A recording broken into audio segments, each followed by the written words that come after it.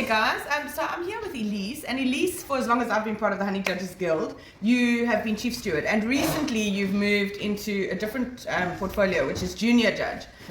Maybe you can tell us a little bit about that transition. You know, what is entailed in moving from chief steward into the junior judge sector. Okay, from chief steward, where you are the person who is arranging, who is receiving all the entries, and who is doing the background arranging and making sure that everybody's entries is done correctly and everybody's entries gets onto the show.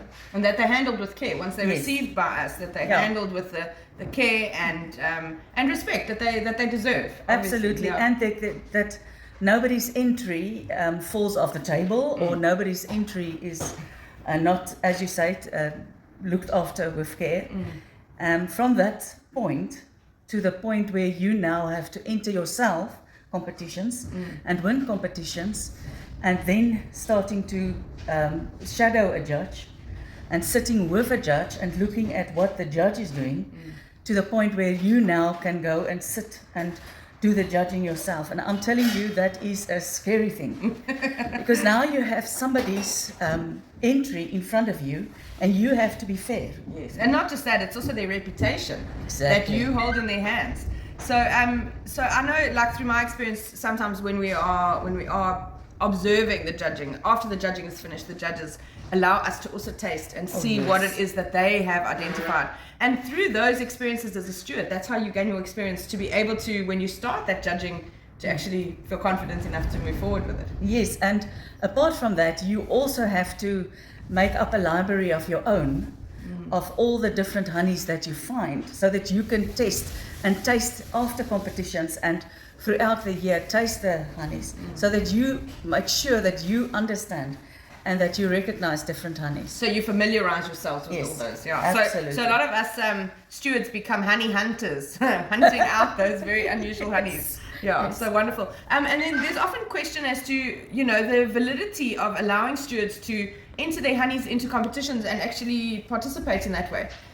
People worry that perhaps there's a little bit of bias or favoritism or anything like that. Maybe explain to us how that works and is it something we should be concerned about?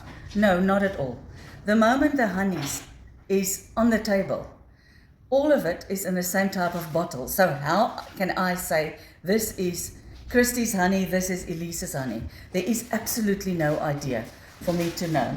And that is why we prefer that people place their honeys in the similar type of bottle, so that you are absolutely anonymous. And if you win, it is because of the honey, not because of it's you. Also, just for interest's sake, while we're staging the honeys, the judges are nowhere around. Absolutely. So the stewards are the only ones who actually know or might know which honeys belong to who. And while the judging takes place, the stewards are not allowed to talk at all. The judges talk, and the stewards are simply there to scribe, to write down what the judges have said. And those comments are the ones that you receive on your score sheets at the end of the day. And there's a chief steward, and in the Western Cape it was Kristie.